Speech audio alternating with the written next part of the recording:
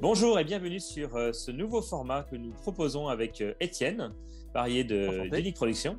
C'est Café Event. Donc, j'espère que tu as ta tasse et que vous avez tous votre tasse derrière J'ai ma les écrans. tasse.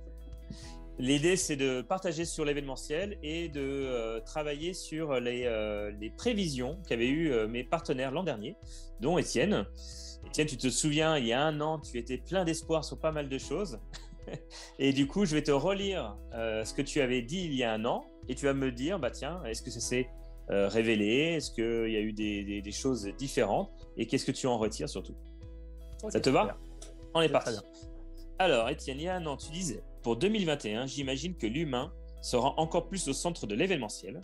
La vidéo devient un élément central pour maintenir un lien indispensable avec son audience afin d'humaniser les rapports. Lorsque les réunions avec du public seront à nouveau possibles, j'imagine que l'hybridation sera la règle. Rendre possible la réunion physique et permettre de participer virtuellement à l'événement est à mon sens l'avenir de notre métier. Alors dis-moi, raconte-nous un petit peu cette année 2021. Alors pour nous, c'était assez exceptionnel. En fait, on a eu la chance de pouvoir profiter de la crise dans le sens où la demande en vidéo a complètement explosé. Et c'est vrai que on était là au bon moment avec la bonne expertise et en fait, on a été très très demandé. Pour donner un peu un ordre d'idée, on a doublé l'effectif, on a doublé le chiffre d'affaires. Bref, tout a explosé complètement. Mais c'est aussi parce qu'on a fait une bascule entre 2019 et 2020-2021. On faisait des lives depuis le début en fait de la possibilité de le faire sur YouTube, donc 2014-2015 à peu près. On en faisait 1 à 2 par mois et puis après plus rien et puis ça revenait. Aujourd'hui, le live qui représentait avant la crise 10% représente pour nous 80% de l'activité. Donc on a complètement basculé parce qu'aussi il y a une demande qui est énorme. Donc du coup, prévision juste. Et ça s'était amorcé en 2020 ou c'est vraiment 2021 grand virage? Ça s'est amorcé en 2020. En fait, nous en 2020 avec mars, etc., tout a été stoppé.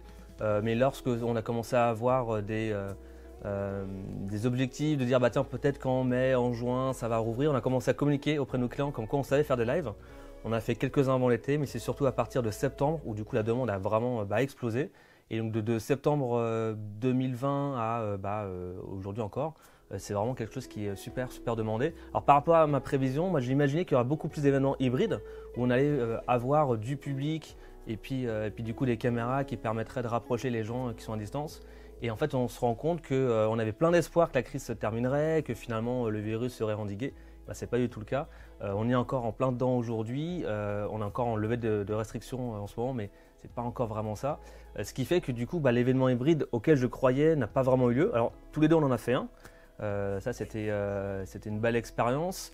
On s'est rendu compte que du coup ça fonctionnait aussi, mais c'est vrai que les clients j'ai l'impression qu'ils ne sont pas encore prêts et surtout c'est que c'est dur pour eux de comprendre comment est-ce que c'est possible en fait. C'est une autre vision, une autre appréhension de l'événementiel qui est complètement différente d'un full digital comme on peut faire nous des plateaux télé éphémères et qui est complètement aussi différente du coup d'un événement présentiel à 100%. C'est voir quelque chose qui est entre les deux et qui n'est pas encore facile pour tout le monde. C'est vrai que c'est pas évident. 2020 a fait que le digital a été un peu la norme obligatoire et obligée. Donc du coup, les gens se sont mis à faire des Zooms, des webinaires, des studios, plateaux télé, quelque chose d'être plus professionnel au fil de l'année 2021. Ça s'est confirmé, mais hybride, ça dépend aussi, on en parlait, comment tu le vois ton hybride. C'est-à-dire que tu le faire en même temps, comme nous on a pu faire par exemple au mois d'octobre, où on avait des conférences donc sur scène avec des personnes en plus qui n'étaient pas sur scène et qui intervenaient en mode duplex et des gens qui étaient dans la salle et des gens derrière leur écran. Ça, c'est l'hybride, on va dire, simultané. Mais il y a d'autres hybrides où en fait, on n'est pas obligé de faire tout en même temps. Une expérience digitale peut être différente de l'expérience. Et c'est là peut-être que la vidéo pourrait être également source de contact, de prise de contact. Qu'en penses-tu? Oui, effectivement, c'est vrai que souvent on va avoir peur de se dire en fait s'il faut que je gère du présentiel, du digital et comment est-ce que je mixe ces deux. Et du coup il faut avoir une bonne stratégie, on en parlait tout à l'heure avant de commencer, mais avoir la stratégie de l'avant l'événement, de pendant l'événement, de l'après-événement. Et en fait la vidéo permet justement de lier cette stratégie avec des vidéos teaser, avec des vidéos résumées, avec des extraits sur telle et telle thématique. Après nous c'est ce qu'on faisait déjà en partie avant la crise, puisque du coup on faisait aussi beaucoup de vidéos, de résumés d'événements. Mais je pense qu'il faut l'accentuer encore et c'est encore bien l'avenir. Ouais. D'accord. Bah, écoute, j'espère. Et 2022, du coup, tu espères que ta prédiction de 2021 se réalise en 2022 ou tu espères d'autres choses, d'autres tendances? Non, en fait, là, on a vu émerger le métaverse, on en parle beaucoup, notamment avec Facebook qui a changé de nom, etc. On parle des cryptos et tout ça, et j'ai l'impression qu'on est plus dans une préparation à ce futur univers. On va pouvoir faire du vrai hybride, vraiment complet. On a encore quelques années devant nous.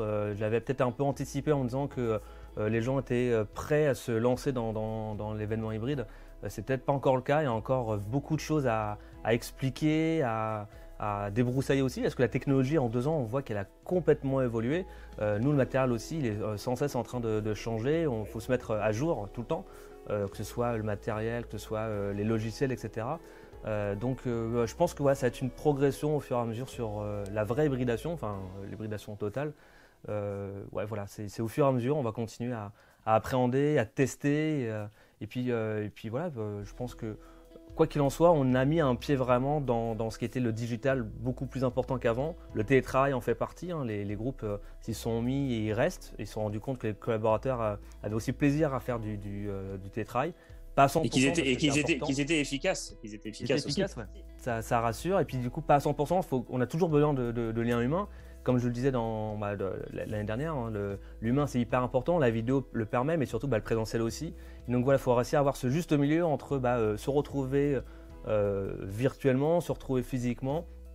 Ça a aussi des impacts sur les coûts, parce que du coup, faire venir 200, 500 personnes pour un événement physique, aujourd'hui, avec l'impact technologique, on peut dire que c'est aussi intéressant de faire un événement virtuel et puis une autre fois faire peut-être des modules plus petits avec 100 personnes par-ci, par-là. Voilà, c'est aussi à réfléchir, je pense. Quoi qu'il en soit, on est en pleine évolution à ce niveau-là. Ouais, donc du coup, de belles perspectives. Et c'est vrai que la vidéo pourra aider aussi à l'avant, et comme tu disais, l'après événement. Est-ce que du coup, tu crois que les organisateurs, notamment de salons, sont prêts à changer de métier? Est-ce que tu l'as observé dernièrement? On l'a observé avec des demandes de devis qui sont plus fréquentes sur les salons. J'ai aussi par exemple participé au salon du Satis, qui est un gros événement au sein de l'audiovisuel, au sein de l'audiovisuel, parce que du coup il y a beaucoup de présentations de nouveaux matériaux, etc., de nouvelles conceptions, de nouvelles caméras, donc c'était important d'y être. Du coup ils m'ont consulté pour intervenir sur une conférence sur justement l'hybridation et l'installation des studios au sein des grands groupes. Et on s'est rendu compte qu'il y avait le salon physique, que du coup toutes les conférences étaient filmées, mais étaient aussi enregistrées en audio pour un podcast. Donc on se rend compte que l'hybridation n'est pas forcément aussi que vidéo, mais que le podcast, que l'audio, en fait, il prend aussi une place de plus en plus importante. Et que maintenant, voilà, par rapport à nos modes de consommation, à nos modes de déplacement, on se dit, je peux écouter une émission d'1 heure uniquement en audio, je peux regarder des vidéos à tel moment et puis participer à un événement physique. Tout ça, en fait, maintenant, ça se mêle. Et à nous d'appréhender cette nouvelle façon de fonctionner, en fait. Ouais, c'est ça. Mais ça devient là-dedans. C'est vrai qu'avant la crise Covid, j'avais l'impression que c'était que les grands salons qui pouvaient se le permettre quand ils le faisaient, parce que il y avait un coût énorme qui était impacté. Mais si tu l'ajoutes avec, comme tu disais, des vidéos teasing, si tu le rajoutes avec, tu peux avoir une vraie stratégie de replay et surtout, du coup, n'exclure personne, parce que c'est vrai que avant, dans les salons classiques, j'avais l'impression que si tu n'étais pas dans la salle, tant pis pour toi. C'était ça. Et avec la démocratisation du streaming live ou du streaming en différé, ça permet d'élargir le champ des possibles, d'élargir la cible. Donc, quelque part, on démocratise aussi l'accès au contenu, comme tout ce qui est plateforme de streaming ont pu le faire par rapport au cinéma, ou on pourra le voir également sur d'autres médias. Donc, j'espère que ça va effectivement se confirmer. Effectivement, et puis c'est vrai qu'on se dit que finalement, tu fais un salon à Paris par exemple, et la personne qui est à Montpellier, à Marseille, il faut qu'elle vienne sur Paris. Donc c'est une journée de déplacement, c'est une journée sur place, c'est à nouveau une journée de déplacement. C'est fatigant. De choses à prévoir. Alors que là, finalement, peut-être que l'événement te plaît énormément, mais en étant virtuel, en fait, ça te permet d'y participer, d'avoir les informations qui t'intéressent. Et donc ça t'ouvre, comme tu le dis, ça t'ouvre du coup un autre public qui ne serait pas forcément venu. Et ça, c'est important de se dire qu'en élargissant, en fait, on peut aussi avoir d'autres rentrées d'argent, peut-être pour du coup les créateurs de ces événements-là, d'autres manières de communiquer qui font que c'est aussi intéressant pour eux financièrement. Ah bah, concrètement, clairement, l'idée c'est de se dire en fait, si tout le monde venait à un événement parce que la thématique l'intéresse, les lieux d'exposition seraient trop petits. Si vraiment tout le monde pouvait venir. Donc c'est de se dire en fait, on agrandit virtuellement la taille de son événement et ça permet de se dire si je veux pas venir, je peux quand même y accéder d'une manière différente. Si j'ai envie de venir, du coup j'ai quelque chose de différent par rapport à ce que je peux avoir derrière mon écran. Mais j'imagine dans les clients que tu peux avoir, l'interactivité et puis le fait que le participant soit quand même un peu plus acteur que spectateur joue beaucoup. Ça c'est primordial. En fait, nous on conseille toujours nos clients d'avoir de l'interactivité, au minimum des questions et réponses. Parce que si c'est simplement une vidéo descendante où on va parler et puis les gens écoutent, il n'y a aucun intérêt à la faire en live parce que on se dit autant voir le replay et l'écouter, la regarder lorsqu'on sera disponible. Donc il faut au minimum avoir un jeu de questions-réponses pour que le spectateur qui se dise il y a un événement en live, j'y participe parce que je vais pouvoir poser une question et avoir ma réponse tout de suite. Sinon, autant faire une vidéo et puis l'enregistrer et la diffuser lorsqu'on voudra et que les gens la regardent quand comme on le fait là. Donc il n'y a pas d'interactivité, mais bien entendu, posez des questions, n'hésitez pas, on y répondra. Et l'objectif de ces vidéos, c'est surtout de valoriser, comme l'Étienne en discutant de son expérience, de son expertise, valoriser les métiers, valoriser les passionnés qui travaillent autour des événements. Donc il y a beaucoup d'acteurs qui gravitent autour d'un événement. J'ai la chance d'en coordonner plusieurs sur des événements et de créer un peu une équipe opérationnelle et experte pour aider mes clients organisateurs d'événements. Et c'est en ça que ce genre de vidéo peut j'espère servir. Et en tout cas, n'hésitez pas à commenter et on viendra, je pense, faire un peu de teasing, mais sur du live participatif. Ça, on en a parlé, Étienne. On verra comment le mettre en place, mais c'est quelque chose en tout cas qu'on va faire à l'avenir, si il y a un besoin, bien entendu.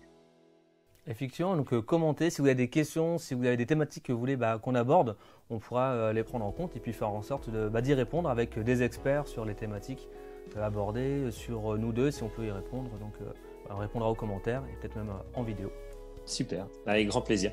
Et merci Étienne pour sa participation à cette première de Café Event. Donc n'oubliez pas votre petite tasse de café pour consommer ce format, ce nouveau format. Et je te dis à très bientôt. Merci beaucoup à toi et puis à très bientôt aussi.